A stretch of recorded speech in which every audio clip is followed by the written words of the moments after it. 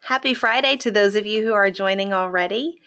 There is a poll question that we're going to start out with today. So if you want to go on and answer, that will be fine, and we'll get started in just a few minutes. Thank you.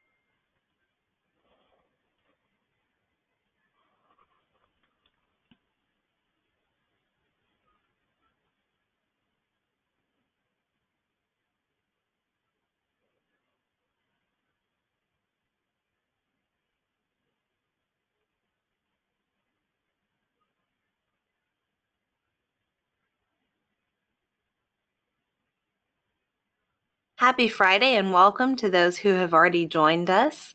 We still have a few minutes before the webinar begins, but there is a poll available. If you haven't answered yet, you're welcome to go on and do that, and we'll close the poll just after we start. Thank you.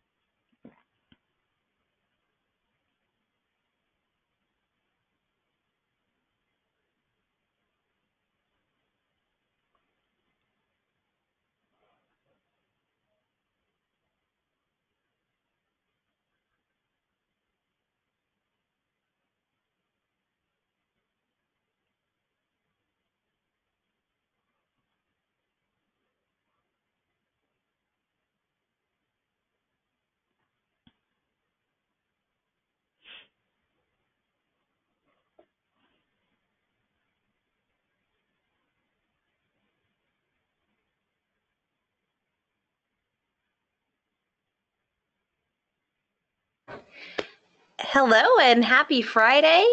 Thank you for joining us. I told Patricia that I don't mind being interrupted. If she wants to interrupt me or sees questions that are relevant for that particular time in the presentation, I don't mind at all.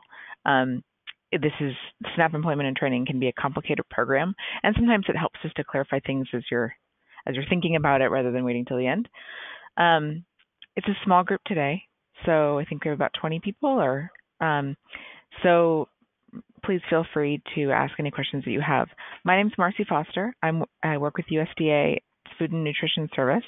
The Food and Nutrition Service administers about 15 nutrition programs, from school lunches and WIC to SNAP, which is the largest in the country. Serves about, I think the latest stats is about 43 or 42 million individuals.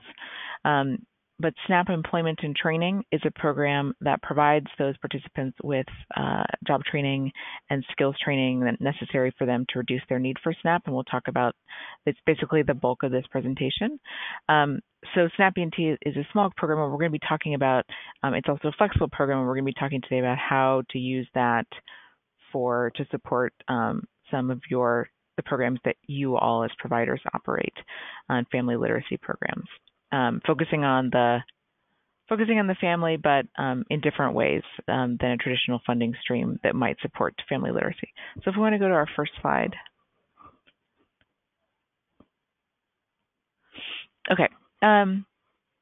So the purpose of the SNAP E&T program, as I mentioned, is to assist members. This is our statutory definition. So we always sort of start with the basics. So this is what is this is sort of what our stated mission is, to assist members of SNAP households in gaining skills, training, work, or experience that will increase their ability to obtain regular employment. The way we think about it is our vision is that all SNAP participants have the skills and education that they need to obtain a good job and reduce their need for SNAP. SNAP E&T has been SNAP E&T stands for SNAP Employment and Training. It's been around for a really long time, a couple of decades, but the face of the program has changed a little bit. What it looks like in states, how many people we serve, the focus of FNS in terms of what types of programs we're encouraging states to adopt. And even sort of the Farm Bill is our authorizing legislation, and that changes. And so the focus of the program has changed a little bit in the last couple of years, and we're doing a lot more outreach to providers such as yourselves and to states to talk about creative and innovative ways they can use SNAP E&T to improve the services to SNAP participants. So if we go to the next slide, we'll get into a little bit more about it. So the premise of all this is because we know SNAP participants are working, and there's been, over the last couple of decades, the share of SNAP households with earnings has been increasing steadily. So now we have about a third of SNAP households that have earnings. So they are working. And we also have a declining share of those same households that are receiving cash welfare. So if you look at this slide, we have the blue line is SNAP households that have earnings, and the red line is the decreasing rate of people who are receiving cash welfare. So if you go to the next slide, we know people are working, but they don't have the right skills to get a job that will reduce their need for SNAP. So this is from a study that we did in 2016 or late 2015 that looked at a lot of the dimensions and characteristics of SNAP participants, particularly SNAP work registrants. And I might pause a little bit to talk about what SNAP work registrants are, just for our common understanding. But before that, just to finish up on this, we know that SNAP work registrants, who are those SNAP participants who are eligible to work, about 38% of them have a high school diploma. About 28% of them have less than a high school diploma. So we're looking at a population that really needs skill advancement to be able to be eligible for jobs that are going to pay a family sustaining wage in today's economy, certainly moving forward. So as a whole, we know SNAP participants are working, but they don't have the right skills, and so we are positing SNAP Employment and Training as one of the ways to address that issue at a national level. It's not the only answer, but it is certainly one of the answers for the SNAP population, who we sort of see in a lot of different programs and federally funded programs as not being well served, simply because they have higher barriers, they need more intensive services. So what I didn't include in here was another pie chart on SNAP work registrants that I should have. I can send an updated version after this if we want to, but the SNAP work registrants are those participants, those share of participants who are reasonably expected to work. So people who have a disability are not included in that. People who are children are not included in that. Children are not expected to work, at least formally. Elderly or disabled, as I mentioned, are not in that. So we have, out of the 42 million participants, we have about 20 to 25% who are SNAP work registrants, who are that pool of the population who is potentially eligible for SNAP employment and training like services. But a quarter of 42 million people is still a lot of people.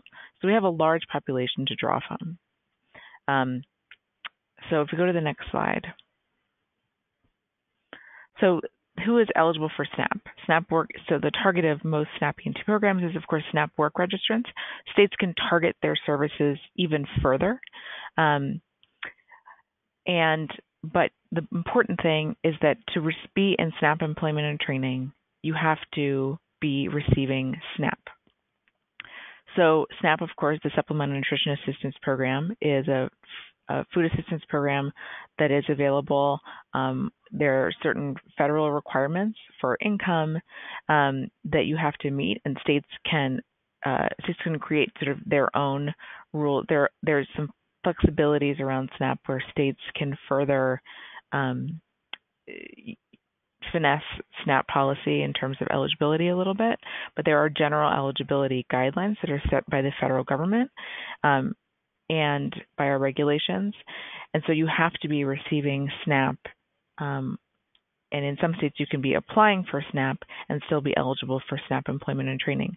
Importantly, you can't be receiving TANF cash assistance, and you have to be able to work upon program completion.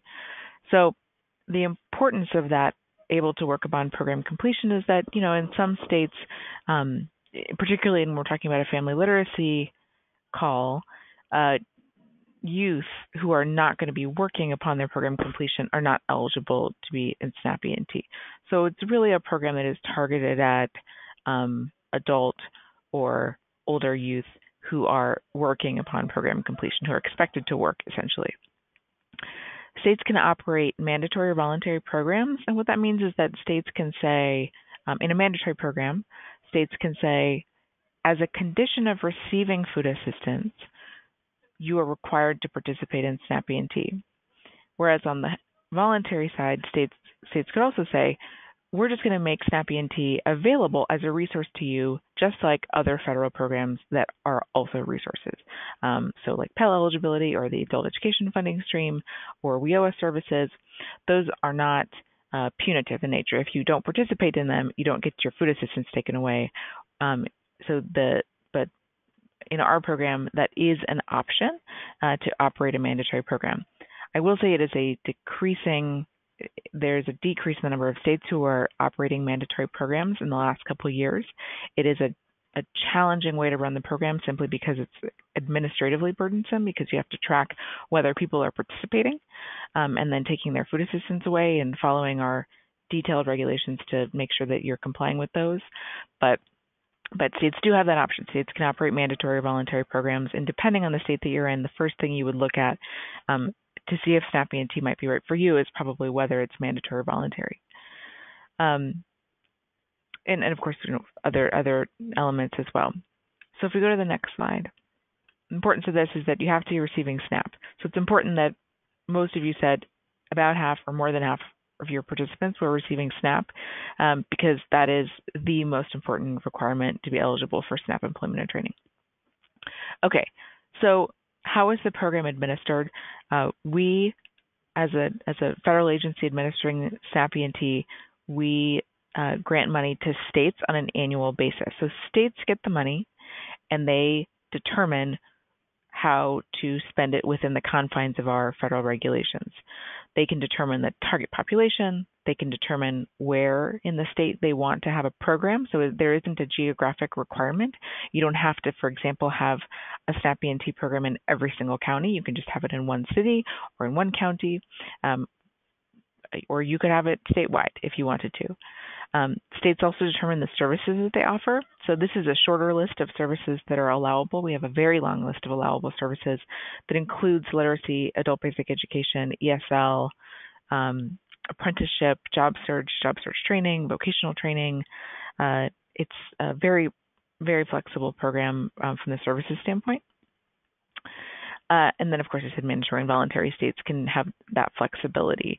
So again, in our program, we have states that are operating maybe vocational training in a community college in a handful of counties around an urban area. But we also have states who might be doing a job search program in every single county. So the way SNAP E&T looks in every state is going to be really different. I'll get to the funding later, but it's a small the money that we can provide to states annually is relatively small. The beauty of the program is in this reimbursable funding stream that we have that will be the bulk of the rest of this presentation. So if we go to the next slide. Okay, so there are some limitations. We are a federal program, so we do have some limitations. The first is that E&T clients have to be SNAP participants.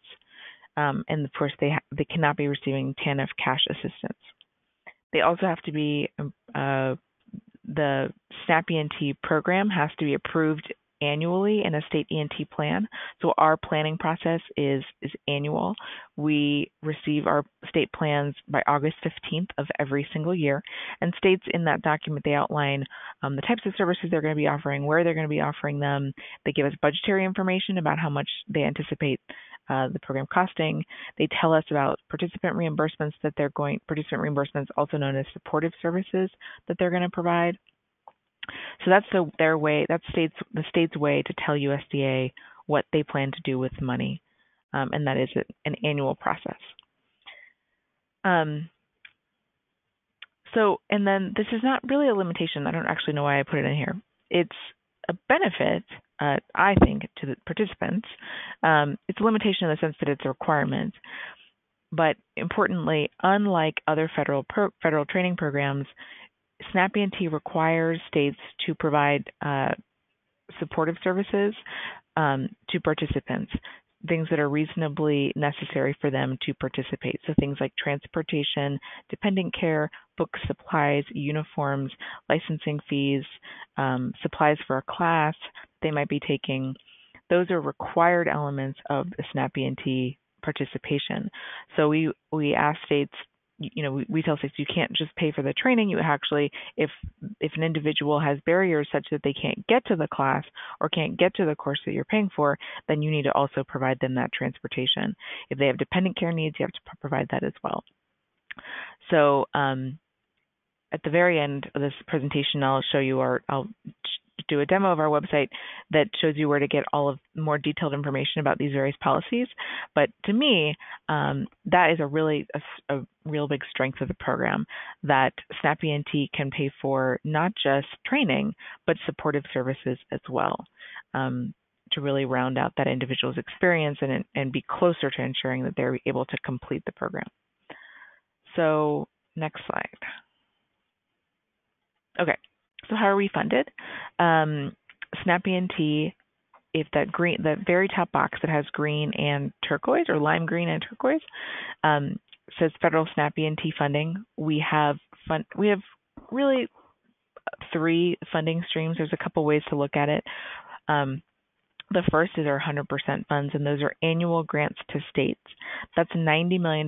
It's not a lot of money, but each state gets a share of $90 million. Based on essentially the number of work registrants they have in the state of SNAP work registrants. The second, and that's 100% funds, meaning it's 100% federally funded. States can pay for administrative costs of the program through that. Things like tuition, things like contracted training, or the costs of staff to administer the program at the state level. The second federal funding stream are called pledged state funds. I'm going to skip over this one, but it's essentially an additional $20 million that states can have to provide services to a specific subpopulation of work registrants. It is the handful of states use it. It's an optional funding stream, so states don't all get that. So I'm going to skip over it for now. Okay, so the most important funding. Yes. Sorry, can I interrupt just for a sec? I guess I already did, Yeah. but this wasn't a question that was there, but just as you were explaining that, could you give us maybe an example of some of the specific groups that you see focused there? For pledged state funds? Well, it's ABOD. So an ABOD, that's why I'm skipping over it because it's kind of confusing. So an ABOD is an able-bodied adult without a dependent, and that's a term of art in SNAP. It's a very specific subpopulation of work registrants, and it's essentially individuals who don't live with a dependent at home. It's more complicated than that, but essentially single individuals. And those individuals are time limited in SNAP, meaning that they are potentially subject to a time limit, depending on the state they're in, depending on the economy of the state at the time. ABODs can receive SNAP benefits for 3 months out of every 36-month period.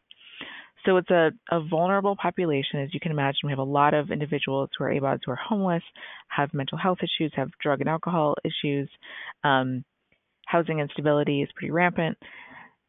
And they're also time limited, meaning they can only receive benefits 3 months out of 36 months unless they're participating in work or some work activity for 80 hours or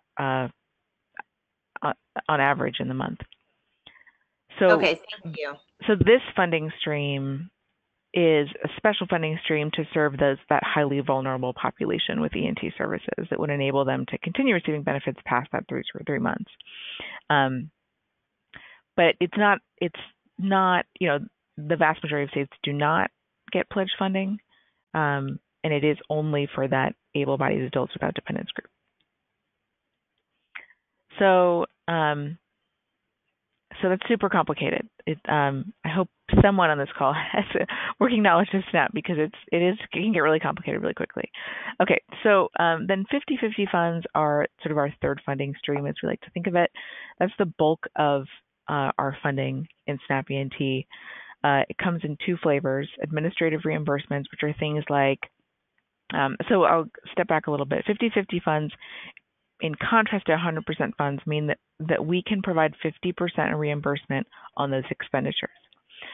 So that means that the state has some skin in the game and the federal government has some skin in the game. That means, for example, if the state pays for a training program that's $100, and of course, I don't know a training program that is, but just for example, $100, we would reimburse the state $50 of that. So these funds are not set in stone like the 100% funds, which are $90 million every year.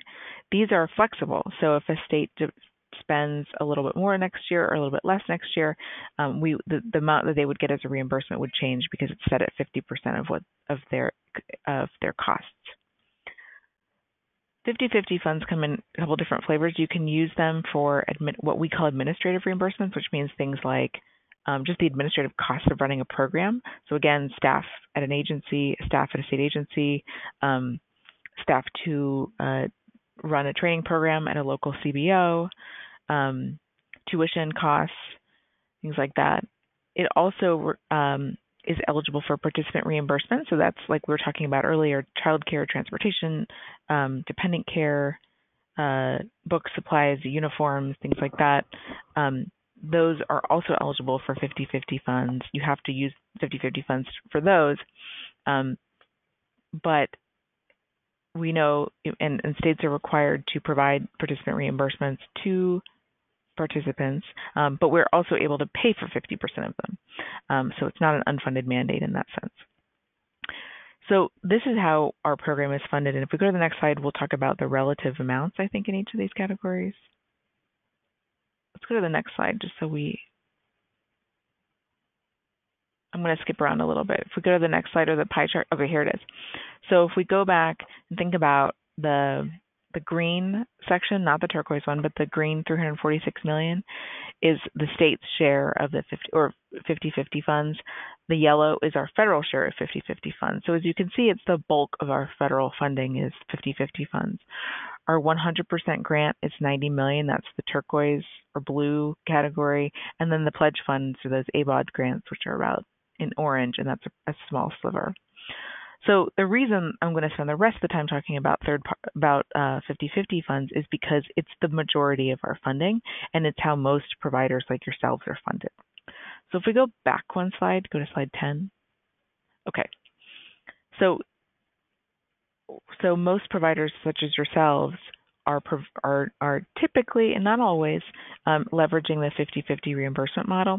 And this timeline shows how that works on average in an average state. So it starts with the state contracting with a local employment or education provider to provide E&T services. Then that provider, you would use non-federal funds, and they can be non-federal. They don't have to be state funds, so they could be private funds. They could be grant funds from say you got a grant from a foundation. They could be local funds that are contributed. They just have to be non-federal and not otherwise used to match another federal program.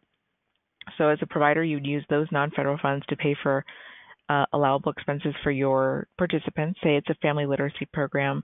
Say it's an ABE class that's part of a family literacy program, and then you'd submit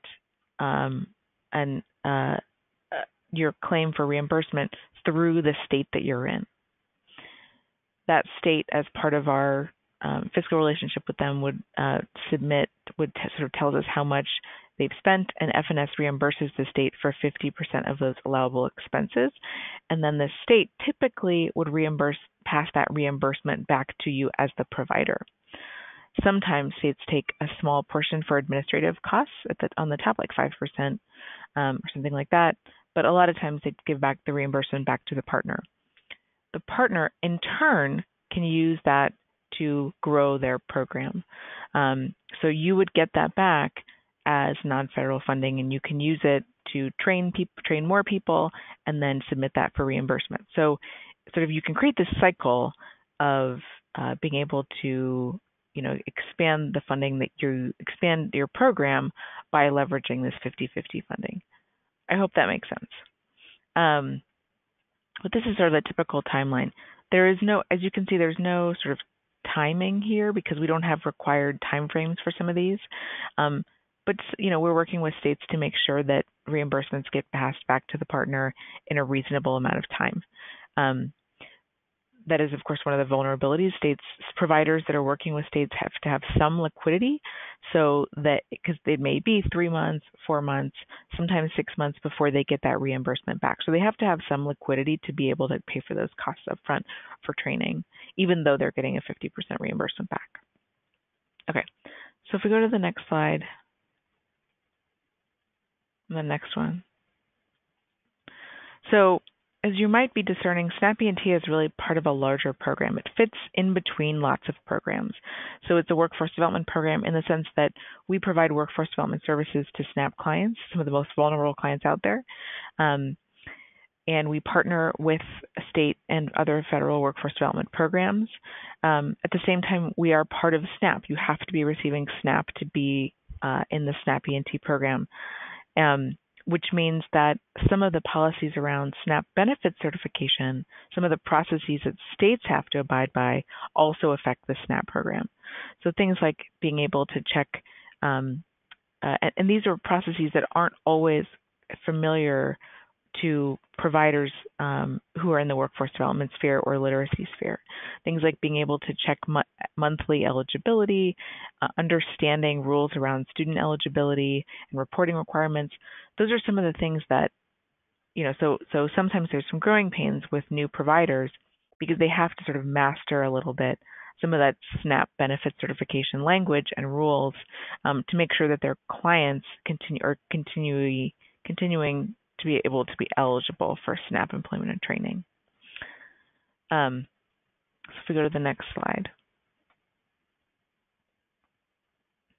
So this is a surprise to no one, but this gets out of, I'm going to sort of shifting now and talking about our vision for the program and the tools that we have to help providers and states use this program and master, how to use it. This is a slide from a study we did in 2016 that looked at SNAP employment and training programs across the country. And the literature review found that the strongest services were based on individual assessments of skills and needs. They were focused on earning credentials, and they helped participants develop skills that were closely linked to labor market demands. We also found, unsurprisingly, that interventions are most successful when they don't stand alone, so when they combine various services. So hybrid learning, integrated education and training, or IET, career pathways services, job search with skills training, not just job search alone, and apprenticeship programs. So this is just to show, this is a slide that we typically, when we work with state agencies, because some of the state agencies are new to workforce development, or they don't have a lot of experience in that realm. And this is just to sort of demonstrate to our larger community that these are the types of services that we as an agency would like to see states adopting. We don't require them to do it, but these are their best practices that are found to be most successful in terms of getting participants into better jobs. So if we go to the next slide. Okay, so specific to the family literacy community, we talked to a lot of different groups because we're a program that sits in between a lot of different programs. So workforce programs, human services programs. I think the way in which we overlap with family literacy is, I can think of at least 3 reasons, but there are probably others too. The first is that we're designed to leverage non-federal investments. So family literacy has a lot of non-federal dollars going into it, and we can leverage those non-federal investments using our 50% reimbursement model, because funds have to be non-federal to be able to reimburse them. And so the funding streams that your programs are using are often eligible for reimbursement because they are non-federal. So that's one way in which we overlap. And that's actually a big deal because we have some states who are partnering with providers, or when they are thinking about partnering with providers, they find out that those providers actually have a lot of federal funds that they're using. So the fact that there may be lots of non-federal funds is actually a good thing and makes you a little bit more eligible for some of those reimbursements. The second is that we can fund the types of services that you're providing. So we can fund adult basic education, we can fund high school equivalency, basic literacy. I don't know if any of you do like ESL programs, we can fund those. There is a requirement that things be linked to employment, but adult basic education and high school equivalency, those are all allowable costs for our program. And as we saw earlier, about 60% of SNAP participants need just those types of services because they function or have an educational degree below high school. The third is that we require child care and other supports. So as a part of a whole family or 2-generation approach or family NCFL approach, you're looking at, by definition, the entire family. And our program not only encourages states to think about families, but requires child care, and other supports. And we can use federal 50/50 dollars to do that. So these are 3 ways in which I think, at least, we as a program and you as a community overlap. So if we go to the next slide. Actually, Marcy, before we go to the next slide, I do have a question from one of the attendees. Are Head Start programs eligible for 50/50 funding as federal programs, given that they also have a non-federal share? That's an interesting question. Certainly the federal share is not. I'd have to do more research about the non-federal share, where that comes from. Okay. Like if it's a match requirement, then that's not eligible because you're matching funds. So our rule is that it has to be non-federal funds that are not otherwise used for a federal match.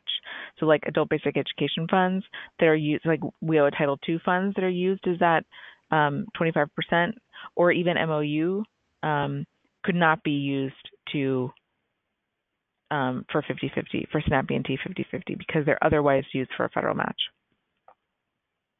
Okay, thank you. And actually, there's an additional question. Can you support high school equivalency classes in a language other than English with SNAP E&T? I think you can. So we don't have the same. What's really interesting about SNAP E&T, so I used to work at the national level on advocacy for adult ed, and so what I found really interesting coming here is that because SNAP E&T is not like an education program by definition, there are far fewer restrictions about things like that, or things like accreditation, or sort of elements that like education programs look at. We are more focused on whether the program leads to employment. So I'd have to do some more research on that, but I think that that's okay. We don't have that same restriction. Okay, thank you.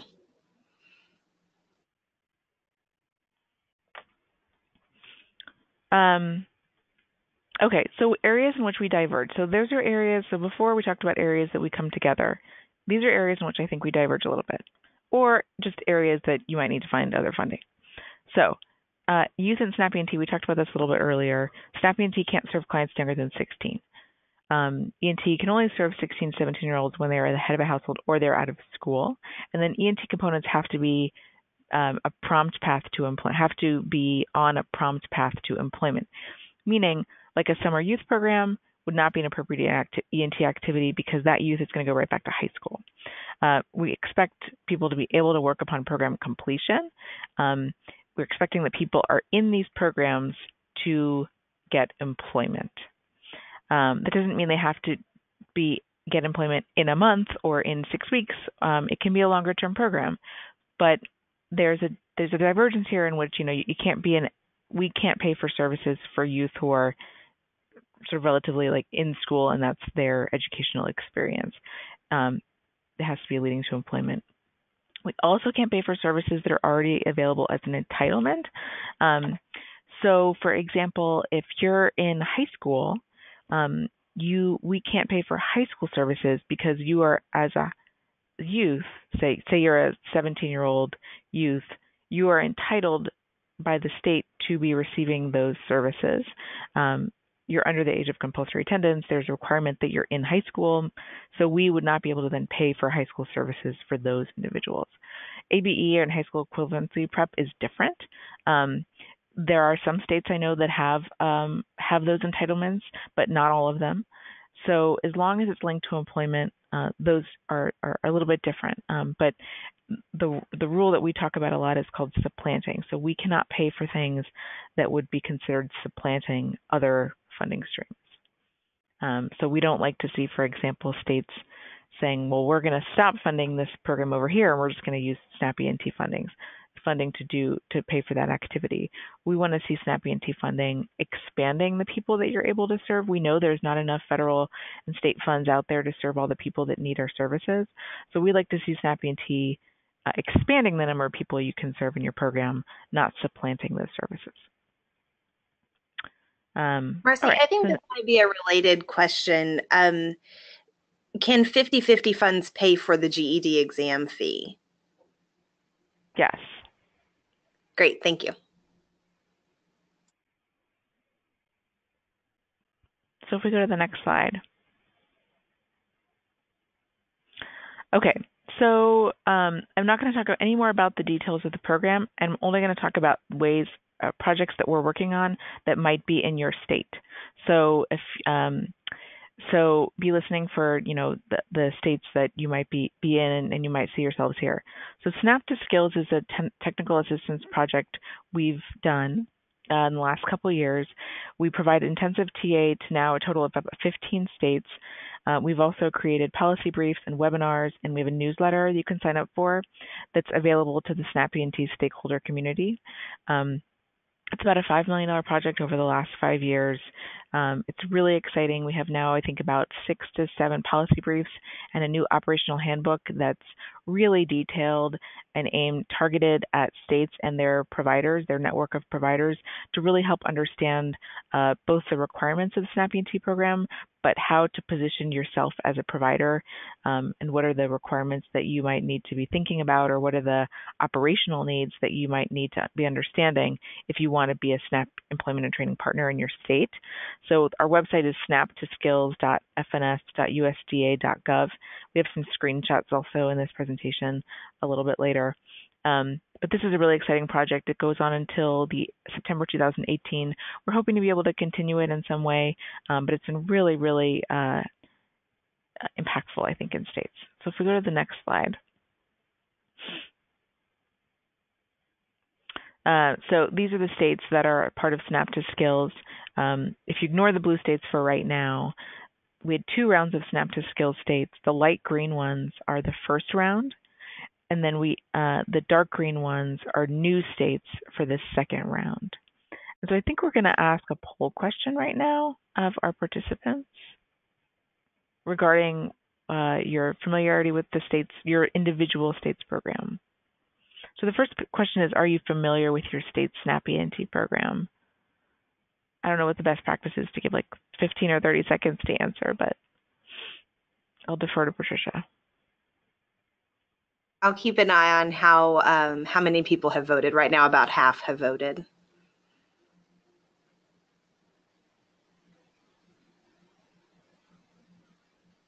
So maybe about 15 more seconds.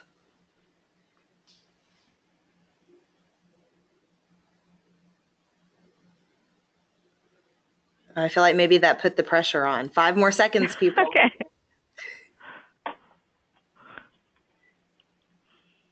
Okay, are you ready to see the results? I am. Okay.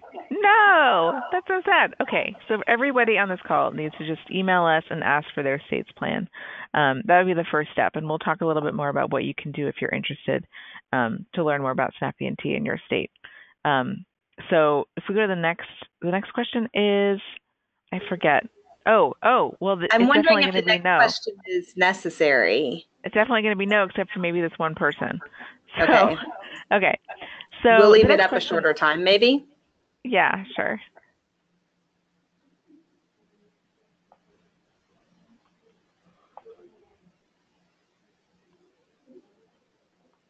So maybe another 10 seconds.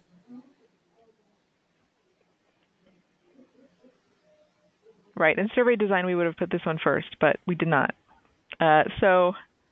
But I'm assuming most people are not current providers. Yeah, it's about the same. Okay. So we're going to talk at the very end about things you can do to learn more about how your state uses this funding. But the most important thing you could do right now is to look at the screen and see where your state fits. If you are a dark green state, meaning actually this is a little bit wrong, but a dark green state, and it's not Iowa, it's actually Maine. That is incorrect. So it's not Iowa, it's Maine. I don't know if that applies to anyone here, but if you are one of those dark green states, your state is in SNAP to Skills right now, and they're working on their strategic vision and thinking about new partners. So it's a great time to get involved. The light green states are a little bit ahead of the game. They've participated in SNAP to Skills for the last 2 years and are on a 3rd year. But they too are expanding their network of providers. And then the blue states are what we call our pilot states. So we had a one-time infusion of about $200 million to test innovative SNAP employment and training methods using a random assignment design. And those blue states were selected to implement those pilot programs. Those will be ending in the next year or so. They've been operating for about 3 years. And so there was a one-time infusion of a lot of resources in those states. So if you're in one of those states, you might be familiar with those pilots, and it might be an opportunity to be able to continue some of those pilot services after the program ends. That might be a way to connect with your state. So if we go to the next slide, and I'll correct this if you, Patricia, if you have a post this or send it out somewhere, I'll correct that map for you. and send a new version. So this is another opportunity for providers such as yourselves, the SNAP E&T Learning Academy. We have been doing this for 2 years now. We had our inaugural class in 2017, and the second one is 2018, this year. This is a competitive opportunity that we put out to the national community as a whole. We select 35 participants based on a competitive process. Those can include providers, people from state agencies, national organizations, other research organizations across the country. Participants are part of this learning experience. It's an 8-month experience. They have 2 in-person meetings, and then they do webinars every month. They complete projects that are measurable and discrete and generalizable to the learning SNAP E&T community as a whole. So, for example, one of the projects was to create a marketing video that could be shown in state SNAP agencies about SNAP E&T that would get people interested in SNAP E&T.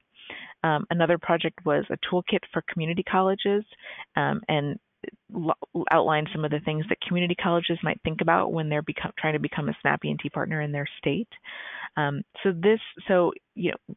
Stay tuned. Sign up for our newsletter on SNAP to Skills. We announce the SNAP E&T Learning Academy. We typically announce applications in the availability of the applications in like fall. So if we do another one, we'll be announcing it through our listserv. It's a great way for providers to develop expertise with SNAP E&T and to become a better advocate in their state for this program and for SNAP participants. So I think NCFL are you a participant this year? In the Learning Academy? Yeah. Or are you not? I don't think so. Okay. You might. Okay. It's an individual-based opportunity. So anyway, but NCFL, for example. Oh, never mind. Are you? One of my colleagues is on right now, and she says, "Yes, I am." So that's falling in a different area. So I apologize. Yes, we are participating. Okay, great. So that's exactly the perfect use of the Learning Academy. So having a national organization is participating, and we can provide that expertise so that they can be better champions for you as providers, as the family literacy programs across the country. So we're really excited about that. So if we go to the next slide. Okay, these are just some screenshots from our website. This is not our regular USDA website. This is our SNAP to Skills website. This is just if you keep clicking, these are some of the screenshots of things that we can offer. We have tools like program development tools, a self-assessment tool. These are both targeted for states and providers. So there's probably something here for you regardless of who you are, where you sit. If you go to the next slide. This is one of the tools on our website. This is a module-based handbook for states who are in every phase of the process of SNAP E&T program development. It complements some of our other policy-focused offerings, but you'll see examples of modules. This is really new, by the way. It was it was released last month. Examples of modules are things like understanding the SNAP E&T program, organizing a planning team, developing a SNAP E&T implementation plan. For those of you who might be familiar with the Career Pathways conversations that have been going on for the last 10 years, this is kind of akin to some of those, the early like DOL and Department of Ed Career Pathways toolkits and self-assessment guides, where we really encourage states to get together with a multi-stakeholder group, multi-program stakeholder group to really think about how Career Pathways, or in this case, SNAP E&T, can play a role in their state and what that role can be and how they can leverage existing high-quality providers to expand those programs. So this is a really, really good tool. We're going to be coming out with a companion like self-assessment checklist. So states and their providers can use that checklist to figure out like what parts of the operations handbook would be most relevant to their situation. So for example, maybe you already have a planning team, but you really need to figure out what you need to do to build a data system that would be compliant with FNS regulations or things like that. So just take a look at this if you're interested. It's on the Snap to Skills website right now. So if we go to the next slide. So we also have a SNAP E&T review. It's a monthly newsletter that highlights everything about our program that's going on. Usually typically new resources, but sometimes stories about state progress and things like that. So if you sign up for that, it's a growing subscriber list. We have about 7,000 people in the country who are signed up. We do try to do it on a monthly basis. Sometimes we're a little bit late, but you can sign up for that on our Snap to Skills website. So if we go to the next slide. Okay, so here's the things you can do right now. If any part of this conversation was interesting to you, you can, of course, email me, but you can also go to the Snap to Skills website, snaptoskills.fns.usda.gov, and then find out what's going on in your state. So if you look at the state plan that I said is submitted annually, and sort of ask questions about it, like is it county run? Is it in certain areas where I am? Is it mandatory, voluntary? Does the state already have providers? Am I like those providers? Would I be of value to the state's program? So some of this research can really help you in figuring out what your next steps might be if you're interested in becoming a SNAP E&T provider in your state. Also, you can start talking to state SNAP agency and other partners. Another question I should have asked is, like, do you have a relationship with your existing state SNAP agency?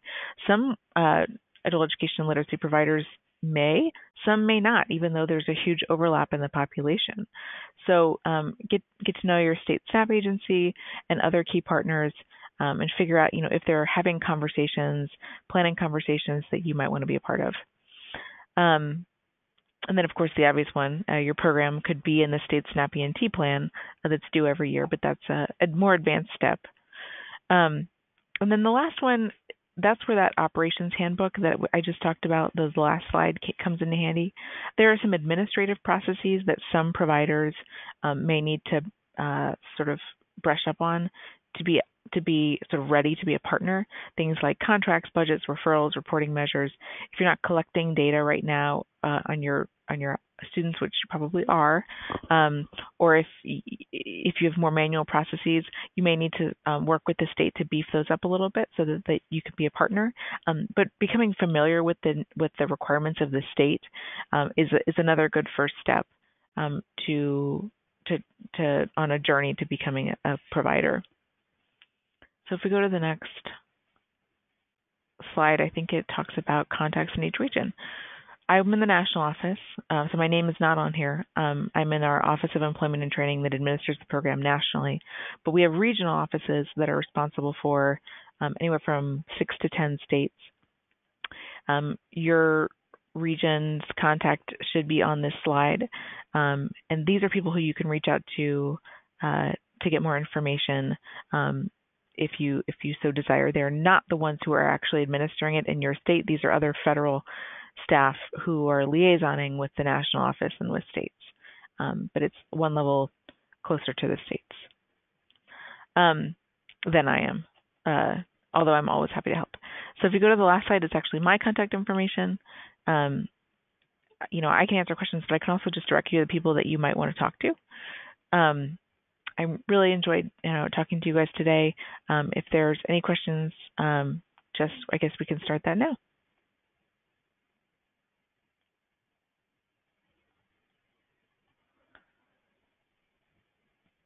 Marcy, I don't see any questions yet, but okay.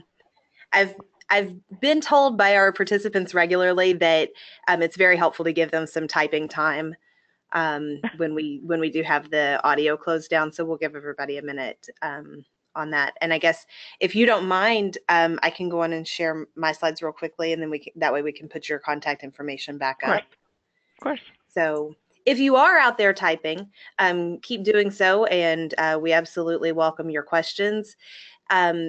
I always like to share about our upcoming national conference, and especially right now, for one, because if you look at the picture on your screen, this year we're going to be in Fort Lauderdale, Florida. It's a beautiful location and a lot of great opportunity to learn more about serving families. But also right now is a very exciting time because our call for proposals is open through March 1st, which is coming up fast next week.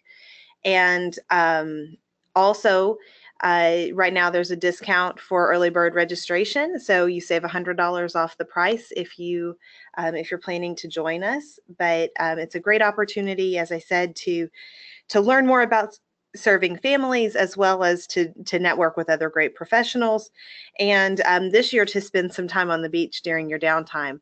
So certainly we encourage you to get registered if you're planning to join us at conference.familieslearning.org. You can also find information on that page about submitting a proposal for a concurrent session, about nominating a student speaker who has been a great adult participant in your program for the conference, as well as just registering straightforwardly. So I don't see any questions coming in. I'll put my contact information up very quickly. I know often people will reach out to me following a webinar. So if you do have questions about NCFL, about family literacy, you're welcome to reach out to me. Again, I'm Patricia Lovett, and I'm a team leader for family learning here at the National Center for Families Learning. As we wait just another few seconds for any remaining questions, I'm going to put this back to Marcy's contact information.